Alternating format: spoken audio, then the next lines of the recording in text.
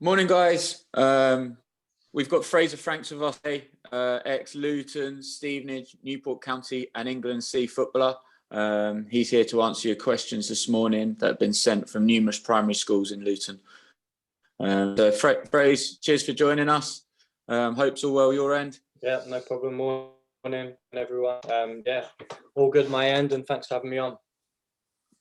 No, thank you. I think obviously the best thing to do is probably to start from the beginning.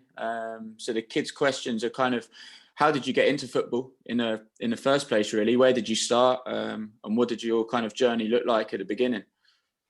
I started from as early as I can remember. I remember getting football kits and footballs for Christmas when I was 2 or 3. And then I had a younger brother as well, so that always gave me someone to play with a little bit.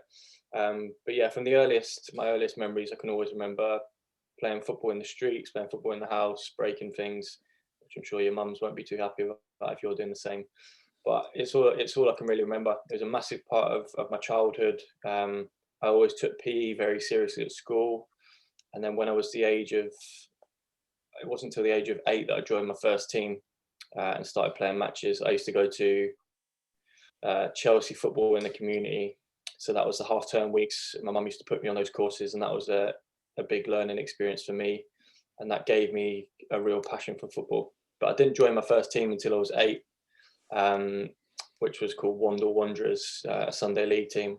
And I was a striker back then. But yeah, those are my earliest memories. And as I said, the first team I joined was as an 8-year-old, and that's where I first got my real taste for football. No, great. You say you were a striker. Was it just a striker you played as, or did you get moved around a little bit? Can you remember playing any other positions? I think when you're younger, when I was younger, I wanted the glory. I wanted to score goals. But no, I think it's key for young players. I would always encourage it to play every position when you're a young kid. I think especially on the small pitches, not many players start out as an 8 or 9-year-old and end up in that position. If you look through the Premier League, you'll see loads of defenders that used to be strikers. You'll see goalkeepers that used to be defenders. You'll see defenders that played all over the park and strikers that didn't end up there. So I think it's quite key to play in different positions, and you'll learn so much. And it's not until you get to 11-a-side football when you're 14, 15, 16 that you really need to start nailing down a position. So I always think it's a good thing to play multiple positions. I did it throughout my career, really, but I started as a striker, and yeah, as you'll find out, I ended up finishing my career as a defender. Would you say from you mentioned your earliest memories, your enjoyment in football has changed over the course of your career? Has there been a kind of a different focus that you've enjoyed more than something else? Has it stayed the same? How would you say that journey's maybe changed you, and kind of what you look forward to day to day? Yeah, I've always loved it. I loved it as a kid, and you play. That's all you do. You play for the enjoyment. If you didn't enjoy it, then you wouldn't go and I wouldn't have played it in the playground at school. I wouldn't have gone to after school clubs. If I didn't enjoy it, then I simply wouldn't have done it. But no, I feel like I'm lucky that I carried that with me throughout my career. I never felt like I was. When you're a professional footballer and you're getting paid for it and it is your job, I never felt like I was going into work. I always felt like I was still going to play football with my friends, which is a really fortunate position to be in, because, as I said, I didn't feel like I was going to work. I was going to training, and I was doing what I loved doing as a kid, and I managed to carry that through. There's obviously tough days and days where you didn't enjoy and you were down, but no, I always tried to keep that love for the game, and I kept that throughout my whole career, I think. Going back to when you first got scouted from Chelsea, what do you remember about that process? Do you remember actually the scout watching you? Do you remember your first session there, and what was the standard like in comparison, if you can remember at all? Yeah, so I didn't actually get scouted in the traditional way. So I played for a Chelsea development centre. So that was, you had the academy and then you had the development centre underneath. So I just trained there once a week, and that was purely because I was a Chelsea fan. But that development centre was closing, and just before we closed, we had a match. So I would have been 9, and we had a match against Chelsea's academy. And ours was just turn up and play. It wasn't like a great standard or anything like that, but Chelsea's academy was really good. And we played against Chelsea's academy and we lost 14-0. So I can remember it quite clearly. I remember crying my eyes out after the game. But throughout the game, I think we were 12-0 down or 13-0 down, and a lot of the boys had given up, and I was still running around and chasing things, and I wasn't as good as some of the other players, but I think my attitude in the game was good, and I was still running around, and I was still trying, and I was still trying to help the team and encourage people. And a week later, I got a letter in the post saying that the Chelsea coach was impressed with my attitude, and that's how I got the trial. It wasn't necessarily down to me being good at football. It was more that they could see that I wanted to be a footballer and that I had the right attitude and I was willing to work hard.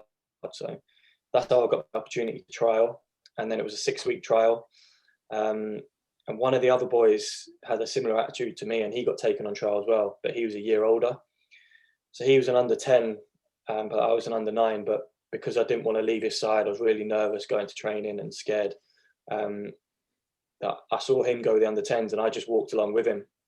So I actually trialled for the under 10s. So I went a year above me. Didn't tell the coaches and I didn't want them to find out. And then about 4 weeks in, they found out that I was an under 9. So they had to move me down age group.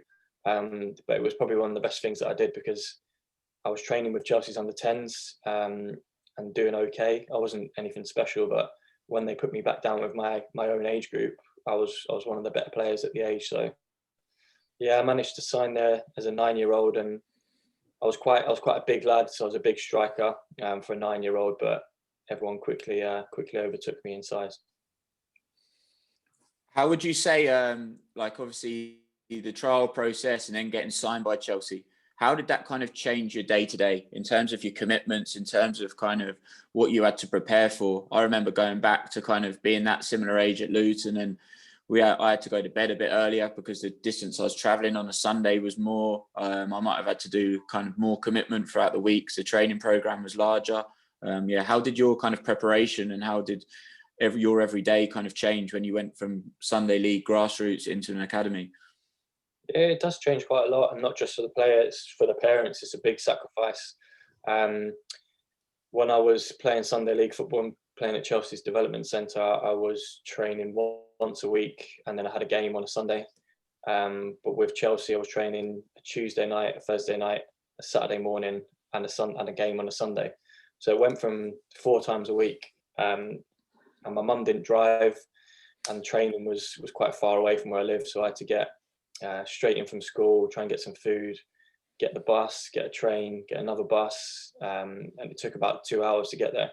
So it was a big difference and a big sacrifice. But it was one that I'm lucky enough that I had a mum that took me and was able to get me to training, because I saw quite a lot of lads that didn't have that support and couldn't get to training. So there probably were a lot of players that slipped under the radar in that respect. So you are lucky if you've got a parent that is willing to do that for you. But yeah, commitment wise, I remember going to bed really early. I wanted to stay out for match of the day on the Saturday, but I knew I had a game on the Sunday, so I had to go to bed, before that started, and getting in late from training, having to do my homework on the train and things like that. It is a big commitment, and it's probably even bigger now at certain clubs. I think you're training 4 or 5 times a week, so it's a big difference. But again, I loved it, and it didn't feel like a pain traveling 2 hours. I was always excited to get there, so no, I did love it back then. And what do you remember sort of any of the coaching you received at that time? I'm glad you mentioned that you were sort of hardworking and you got picked up on for that attribute rather than maybe your actual football technical ability, because young footballers sometimes see the technical part and they don't necessarily even think about the mental side or the attitude side of it. So it sounds like you're obviously a hard worker in training. What do you remember about your coaches at that time? Is there any coaches that you really loved, and what was it that they did that was different to others? Yeah, just on the other point, I do think it is massively important, because if when we were 12-0 down in that game, if I'd have given up, then I would never have got the opportunity to go to Chelsea. So it does, no matter what the score is in games or how you're doing, there's always people watching how you're doing things or how hard you're working. So it's something that I always try to encourage young players to.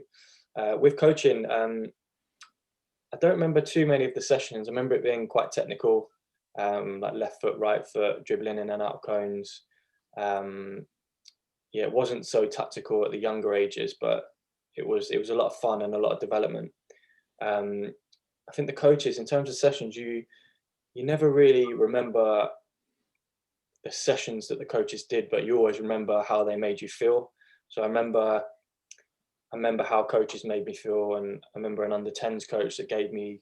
I was quite shy and I doubted my ability. As I said before, I wasn't the best player by any means, but I worked hard. So I always doubted my ability a little bit. But I had a coach that told me, believed in me, and told me I was a good player and that I needed to start believing in myself. And yeah, he was a coach called Damien Matthews in the under-10s for me, and he went on to. He's a successful first-team coach now, but he was probably the first coach that I remember giving me a little bit of belief, and probably made me believe that I could hopefully become a footballer one day. Yeah, just touching on that. Obviously, you spent most of your childhood at Chelsea before kind of your late teens moving on to Brentford. When did, not the penny drop, but when did you actually think, oh, I've actually got a chance now of making it as a footballer? Obviously, every child's got that dream in the early, kind of their younger years. But when did you kind of think, I've actually got the ability, I've got the desire, and kind of I know my surroundings and I can make it? When did that kind of click in for you? At what age?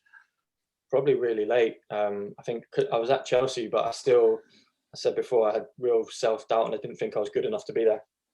And I went there as a big, big in stature and big size. I was quite big for my age, but by the time I was 12 or 13, everyone had overtaken me, and I was one of the smallest in my age group. I was one of the slowest in my age group.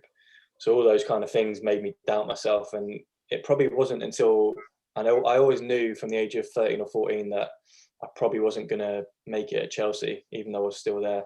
There were just much better players than me, and players that have gone on to play for the first team. But it probably wasn't until I got released that I actually started to get a bit of belief in it in a strange way, because I was always say if we had a squad of 16, I was probably always in the bottom 3 or bottom 4 at Chelsea. So I wasn't one of the outstanding players or playing up in my age group. So I didn't feel like I was going to progress there. But when I was released, in a strange way, it gave me a bit of confidence, because I dropped down to Brentford, and that level was probably more suited to me at that age as a 16-year-old. And instead of going into training sessions thinking, all right, I don't want to be the worst player today, I started switching that mentality and thinking, actually, I think I can be the best player here. So it's probably when I went to Brentford that I worked under a coach called Richard Dobson, who is the Wickham assistant manager now in the Championship. And he's someone that gave me that extra belief as well, and told me that you are one of the best players here, and we think you can have a career in football. So it was probably at the age of 15, 16 that I thought I could actually become a professional. Yeah. And when did you make that positional change to playing at the back? You said you were a striker growing up, and obviously you made your career playing centre back. So what was it, or when was it that change was made, and what was it about being a striker that maybe helped you play at centre back? I remember it really clearly. I think I was 11. And I think I was about to get released from Chelsea. So I was playing up front, wasn't scoring many goals and wasn't really being effective up there. We had a training session and the coach kicked the ball up in the air and I headed it miles. I remember I headed it really far, and he said, "Oh, you should be a defender," and just said it as a joke. And then he said, "Oh, actually, let me try you there in this game." And I played like a 7-side game at centre back, and it's probably the best game that I'd had that season. So I had it about 3 or 4 games ago, and I really do think I would have been released as a striker. But they put me there, and I started to play well, and I started to find like a love of defending. I liked tackling, I liked heading, I liked getting my body in the way and putting shots and things like that. So it's when I was 11, and it's a strange one, because without me heading that ball or getting put in that game, I probably would have been released from Chelsea at the age of 11. Cool. Quite a good question, this one. How have you coped kind of going into new clubs, new dressing rooms? I think this can really relate to kind of children as well, going into new schools. Obviously, their kind of pathway going from junior school to high school or middle school to upper school. how do you cope, and what kind of techniques have you used to kind of ease the process as such? Because it is almost being a new boy at school, isn't it, when you walk into a new dressing room? I think you're very lucky in your career. You've kind of had people you know of or know in the dressing room probably to ease the process. But how have you coped, and what things have you changed throughout your career to kind of make yourself more confident and fit in quicker? Yeah, I think it is a good question. And I think what you've got to realise is that everyone's in the same position as you. No matter where you are, whether you're starting a new job, going to a new school, going to a new football club, everyone's got those nerves before you walk in the door, and they'd be lying if they said they hadn't. So when you realise that every other person's felt this way, or had the same feelings that you are, of being scared, of being nervous, of wondering if they're going to like you or if you're going to like them. Once you realise that everyone's been through that, it makes that a little bit easier. And then when you go there, for me, it's just all about being yourself. And if you're true to yourself, and you know you're a good person, people will like you. Within football, sometimes you have to earn the respect within a changing room. So it might take you, you might go there for the first few weeks and be quite reserved and quite quiet, but once you get a bit of confidence, you start speaking to people, and you have a lot in common with people. You'll start to be yourself. And yeah, it's something that when I was really young, it was scary. I remember going on trial at Chelsea, and that was really scary, because you go there and all the signed players were together and all the trialists were to the side, and that was a little bit scary. But once you get in there, there'll always be good people that you can speak to and that can help you. So yeah, just knowing that everyone's in that same position, and that most people there will want to help you anyway. So that helps. Talking about sort of knockbacks and new environments and stuff, I'm guessing as a young footballer, you sort of have a vision of how your career is going to go. You might think, right, when I get to this age, I want to be doing this, or I want to be playing for this team, etc. What is it, or how hard is it when it doesn't go as per your plan? And how what's the word? How in the long run does it benefit you actually taking those knockbacks and learning from them, and being thrown in the deep end as such, with maybe getting released or finding yourself not where you want to be? How in the long run does that actually benefit? I really think it does, because it adds resilience, and it adds it makes you more hungry, I think. And again, back to that resilience, it makes it easier when you do get knockbacks to recover from it, because you've done it before. I think when I signed for Chelsea as a 9-year-old, I think back then I probably thought, right, hopefully I'll go all the way through the age groups and become, Chelsea's next defender. But 99% of the time, that's not going to happen for people, and everyone's got different paths. I think that's a good one as well, that some people will go through that journey, get to Chelsea's first team and drop down to the lower league. Some people will go to the lower leagues and work their way up. Everyone's got a different pathway. But I think the first knockback that I had from Chelsea was, you have a day or so where, you go home and you cry and you're upset, but, you then think, right, what can I do now to, I'm not going to let someone's opinion stop me from becoming a footballer. If I want to be a footballer, I need to go out now and prove them wrong, or go to a different club and make it work there. So that's always been my mentality. It's not, if you want something bad enough, then you'll make it happen. Whether that's a Premier League level, whether that's League 2 level, whether that's in non-league, I always think you'll get to where your hard work gets you to. And got me to League 2. I was never going to be a Premier League player, but luckily I managed to come through some knockbacks and still make it as a professional at some level. So obviously you signed your professional contract your first professional contract with Brentford at 18. Was that year what you kind of your perception of it was that a footballer's lifestyle on a day-to-day basis? Was that what you thought living and being a professional footballer was going to be like? Obviously there was so many highs and lows for us both on that season. So yeah, before it, did you kind of see yourself living that sort of lifestyle, and then did it match up to almost your expectations? No, probably the opposite. I think all I'd ever dreamed of was that professional contract. But when it came, that year, when I look back, was probably one of the don't know, one of the low points of my career, maybe yours as well. I think we were both obviously in the youth team, and our youth team was really good. We had like a great changing room. We were doing really well on the pitch. We were in and around the first team, training with them, being on the bench. And then I still remember it being one of the best days of my life when I got called into that office and got a professional contract. I'm sure you're the same. But that next year, it didn't go to plan, because I said before, when I was 14 or 15, I didn't think I was going to get in Chelsea's first team.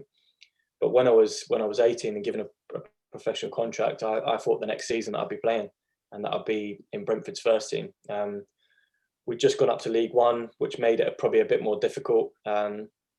There was a big squad. There wasn't a reserve team or anything like that. And the young lads like me, yourself, and a couple of others were almost left to the side a little bit, and probably not treated as well as we should have been, and not coached as well as we should have been.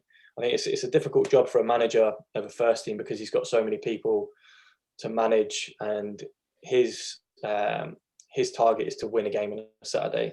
And because managers are sacked so often, maybe their target isn't to bring through the young players. So we were probably a victim of that. And yeah, I look back and I thought that year was going to be the best of my life, but it ended up being a disappointment, really. But again, that added another layer of resilience, because you're determined after that to, I'm not going to have another year like this. I need to go somewhere else and enjoy my football again.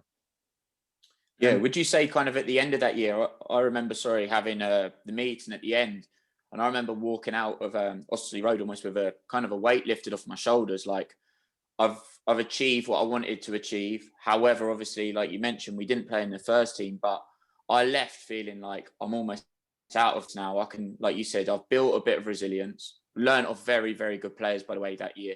There were some great role models who'd obviously been in the game for long periods of time, who were brilliant to us both. But would you say that even though it was such a negative conversation, we don't want you anymore, it was almost a weight lifted off your shoulders, and like you said, it was like pastors knew, I'm ready to kick on again?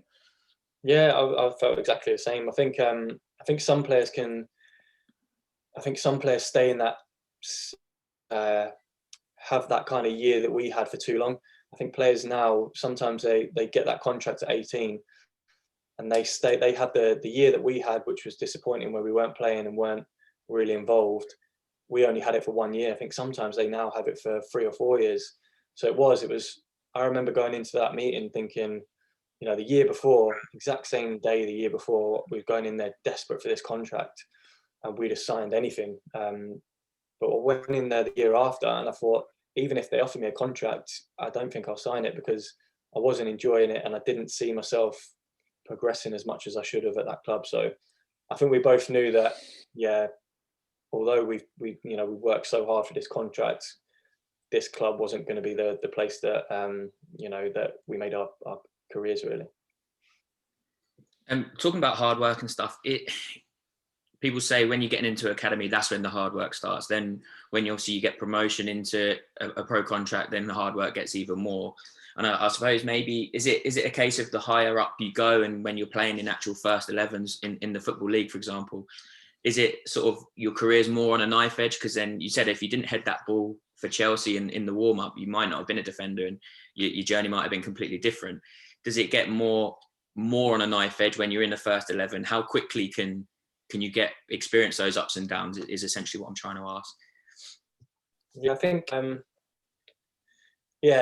think that when you get to a first team level, there are probably more, a lot more drastic up and downs, because different things start coming into it. I think when you're in your youth team, although it's competitive and you're in a league, it isn't the same as, your manager's not going to get sacked if you lose a game or if you lose a few games.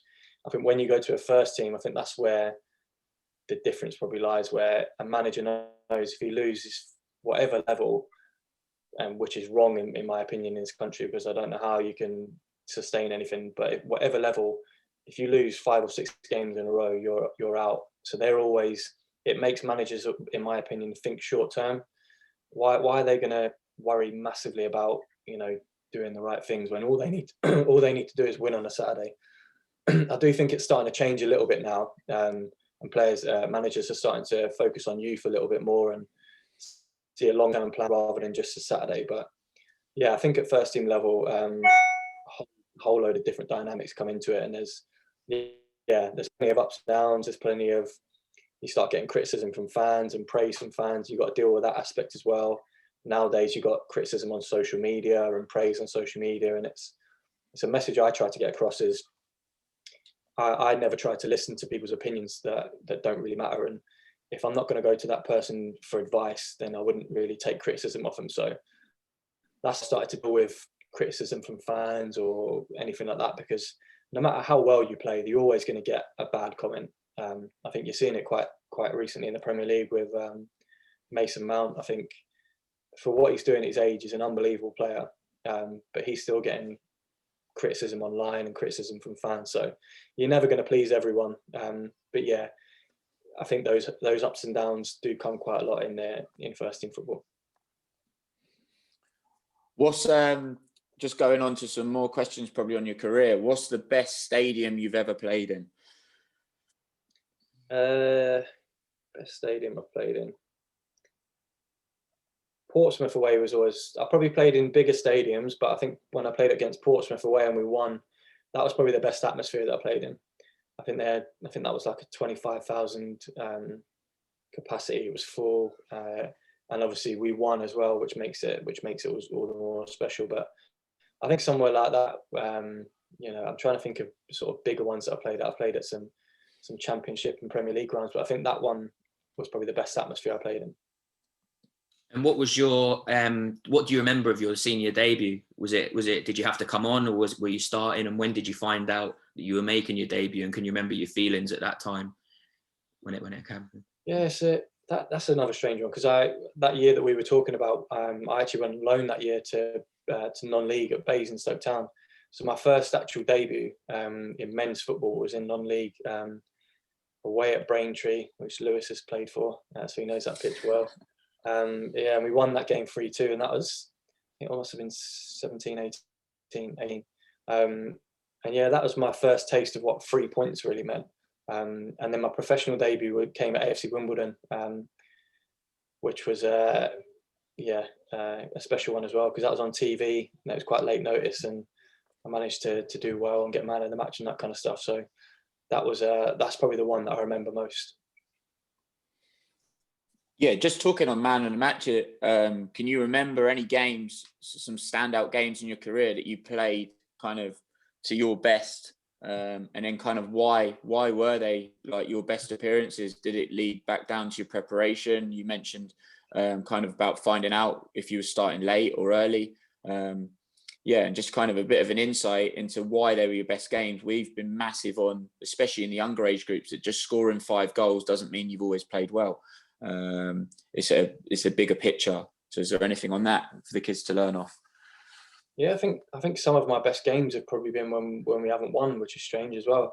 As I said before about when I got the try at Chelsea, we was 14-0 down, so that wouldn't have been, if I was taking it off the result, then that would have been a horrendous day for me. But because I managed to do things through that, the result didn't really matter. I think that's quite important for young kids now, that the result isn't everything.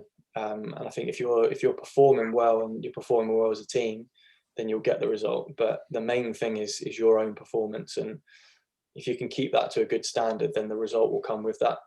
Throughout my career, I'm trying to think of a game that stands out, but I think probably another big year for me was when I had to drop from being a professional to a semi-professional when I signed for Welling United. So that was a big drop for me, and I had a bad injury, which meant I had to go to part-time football, which was tough. But I think that year was some of my best performances, even though it was at a lower level. We managed to win the league, and I'd say probably, that probably kick-started my career and led me to becoming a professional again. Going to a match day, what was your preparation like? What did you eat? What did you drink? What time would you get up on a Saturday? What was your preparation like for a game? I think it changed quite a bit throughout the years. I used to be quite superstitious, so I used to do like the same. If I'd had a good game, I tried to do exactly what I did the week before, but it never really works like that. But I think the the older I got, I just got into a routine. So I'd wake up at the same time, which is quite early. Probably wake up about 7 on a match day. And I had a weird thing that I had to get outside as soon as I woke up match day for some reason. So I used to go for a walk. If we stayed in the hotel, I'd go for just a little walk outside. For breakfast, I'd probably have porridge.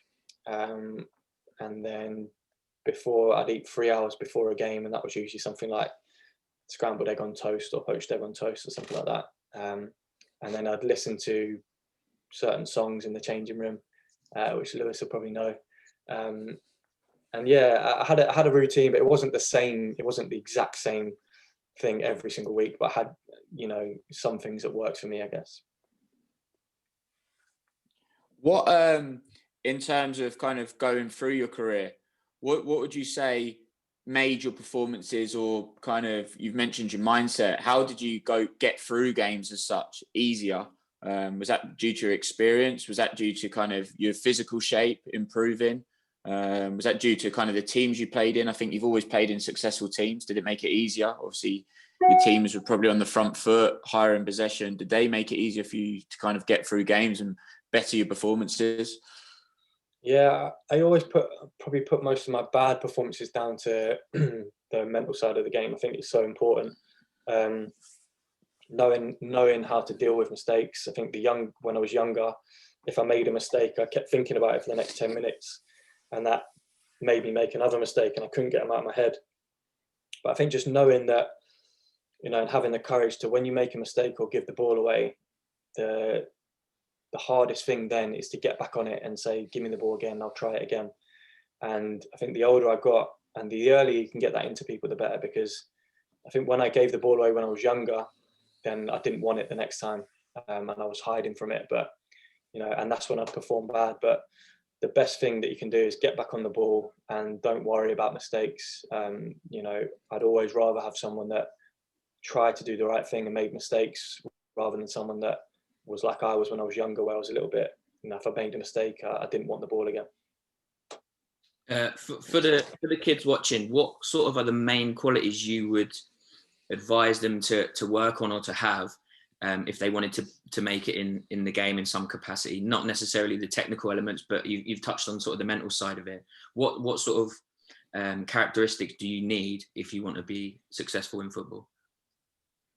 I think the first one is you've got to work hard, as I've probably said on here. I think you've got to, it's got to come from within. It can't always be your coaches and your parents that are pushing you to do things. You've got to want to do it yourself, and take responsibility for yourself. You've got to enjoy it, because I think if you don't enjoy it, you won't be your best football. If you enjoy what you do, you'll always look forward to training, and you'll always want to do well and want to improve yourself. And I think for youngsters as well, and for me, when coming through, I think quite an important thing is that you allow yourself to switch off, and you allow yourself to do different things and speak about different things. Maybe play another sport, maybe read a book, maybe not always talk about football, because I think sometimes you can talk about football all the time, you can watch football all the time. When you're not training, you're playing FIFA or doing something to do with football. I think it's quite healthy sometimes to take yourself away from it, even if it's for half an hour or an hour, and just do something completely different away from football.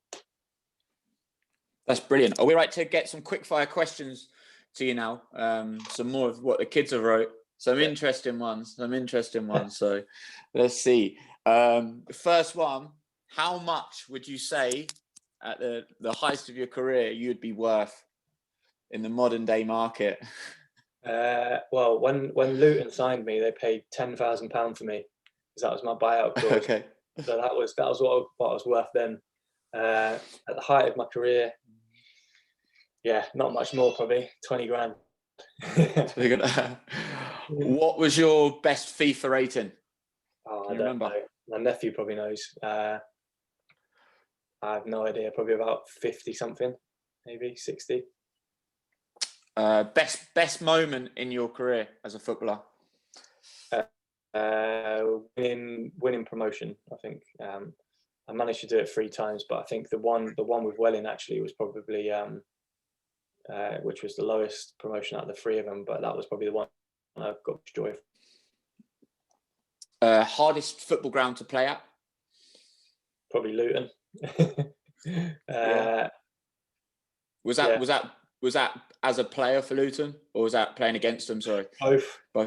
Yeah. Nah, I think it's always a tough one. I think when I first went there, I absolutely loved playing there. But when we weren't doing too well, I was quite nervous playing there at times, and I probably regret that a little bit. But when I went back and played against them, I actually did really well, apart from once when we got beat 7-1. So yeah, that weren't a nice day there. Messi or Ronaldo? Ronaldo.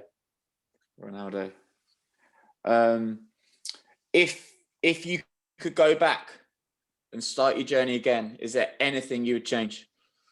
No, I don't think so. I think I got to where my talent got me to. I think if I didn't work as hard, I probably wouldn't have got to the level that I got to. I'm quite happy that I had so many ups and downs, because as a 30-year-old now, I've got a lot of different experiences that hopefully I can help other people with.